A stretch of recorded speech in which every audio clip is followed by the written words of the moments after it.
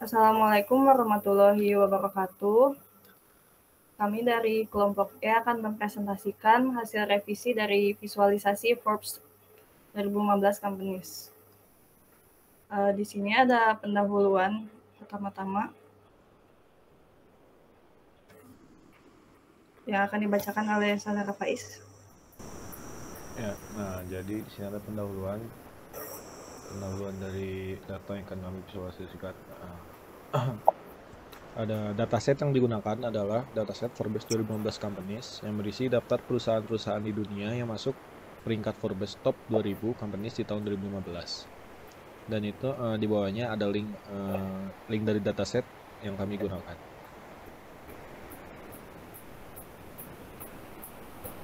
Nah, ini adalah isi atau Excel dari dataset kami. Ada label company, sektor, industri, kontinen, country, market value, sales, profit, aset, dan rank. Dan ada websitenya.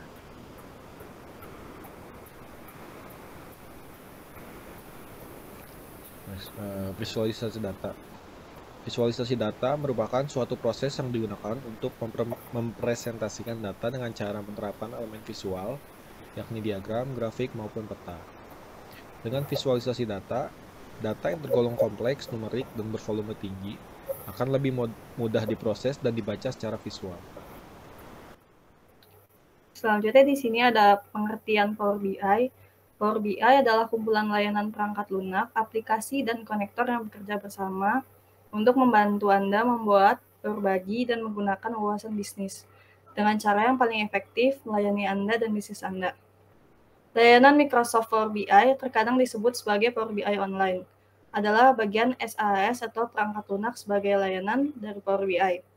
Dalam layanan Power BI, dashboard membantu Anda memantau perkembangan bisnis Anda.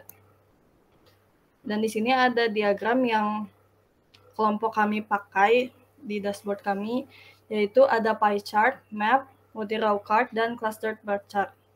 Pie chart atau diagram lingkaran merupakan grafik statistik berbentuk lingkaran yang dibagi menjadi beberapa irisan, dan luasnya bergantung pada proporsi numerik atau kuantitas dari data yang dimiliki.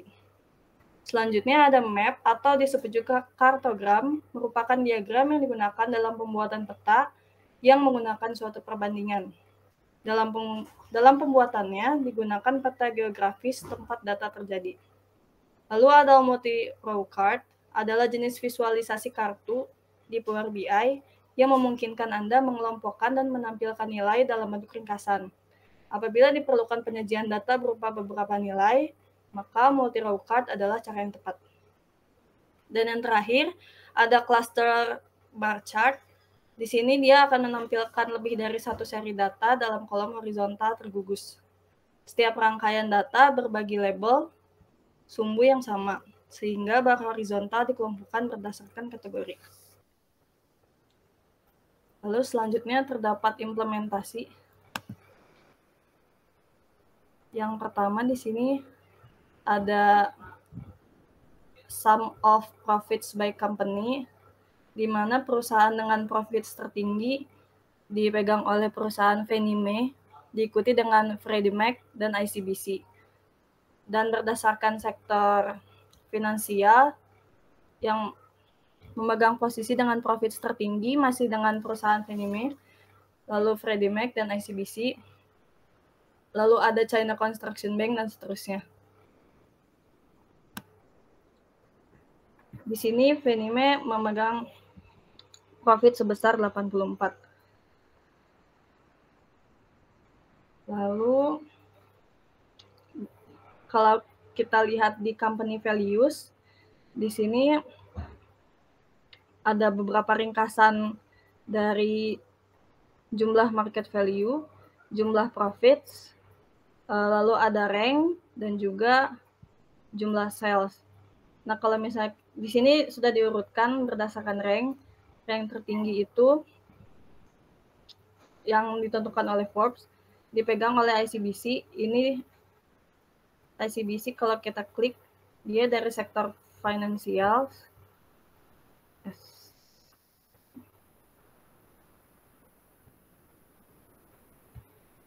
Terus peringkat kedua ada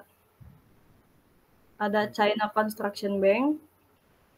Ini dia masih sektor finansial juga. Jadi berdasarkan dashboard ini dapat disimpulkan bahwa perusahaan di sektor atau bidang finansial di sini mendominasi.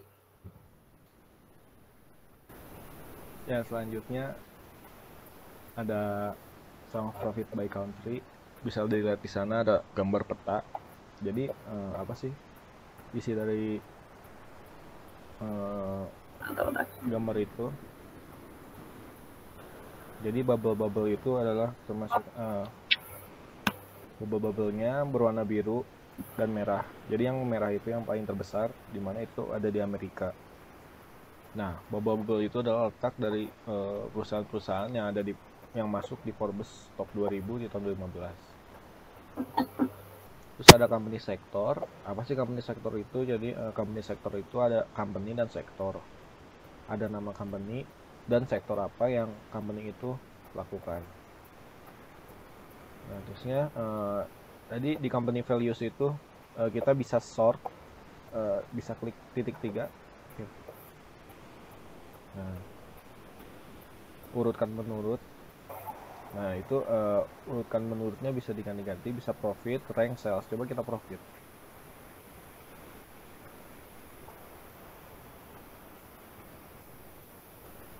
Menurun. Coba kalau menurun. Urutkannya menurun. Nah, kan jadi kalau di company values-nya profit, berdasarkan profit, nanti itu akan sama kayak di gambar atasnya, yaitu di bar chart-nya. Jadi Fannie Mae paling atas. Jadi Fannie Mae itu pemegang profit terbesar di top Forbes-nya. Jika kita klik di tulisan Fannie Mae-nya di company values, nah, maka dia akan terletak di Amerika, di company sektornya finansial, dan value sektornya itu dia di finansial.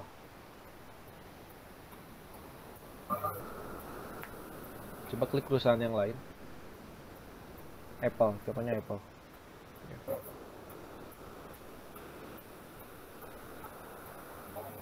Nah, di Apple juga sama, dia terletak di Amerika dengan sektornya informasi teknologi. Dan asetnya berjumlah 225,20. Ya mungkin gambaran intinya seperti itu aja. Jadi intinya kami itu mengambil data Forbes 2015 companies yang berisi ada 6 visual atau 6 dimensi. Yang pertama itu menampilkan jumlah aset, jumlah sum atau jumlah value by sektor, ada profit, company profitnya, ada company sektornya, ada company values-nya, dan ada profit dari setiap negara atau negara-negara perusahaan